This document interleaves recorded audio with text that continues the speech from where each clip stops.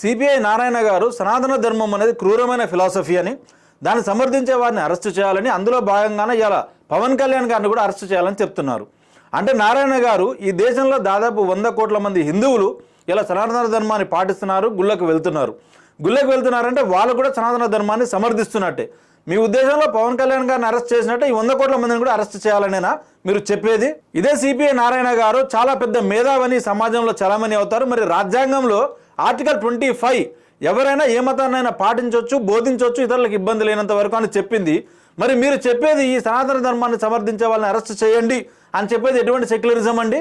CPI Narayana గారు చెప్పిన దాని ప్రకారం ఒక సనాతన ధర్మాన్ని సమర్థిస్తేనే అరెస్ట్ చేయాలంటే, మరి మిగతా ధర్మాల వల్ల చాలామంది ఇదే ధర్మాన్ని దూషిస్తున్నారు, విషం చెమ్ముతున్నారు, దాన్ని అంటే మలేరియా డెంగ్యూతో పోలుస్తున్నారు. మరి అటువంటి వాళ్ళని ఏం చేయాలో అది కూడా నారాయణ గారే చెప్పాలి. సనాతన ధర్మంలో ఎవరైనా మీరు ఎవరి దగ్గరికైనా వచ్చి మతాలు మారండి, మీకు ఇల్లు కట్టిస్తాం, మతాలు మారండి, మీకు బియ్యం ఇస్తాం, మతాలు మారండి, పక్క దేశాలకు పంపించి మిమ్మల్ని చదివిపిస్తామని చెప్పారా?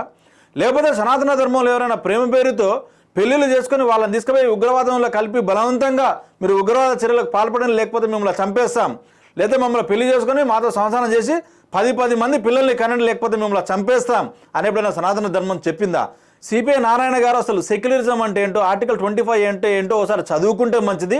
ఇంత వయసు వచ్చింది, ఏ ధర్మం ఈ దేశాన్ని ఎటువైపు తీసుకుపోతుందో ఒకసారి మీరు అర్థం చేసుకుంటే కూడా బాగుంటుందని నేను అనుకుంటున్నాను. జై శ్రీరామ్.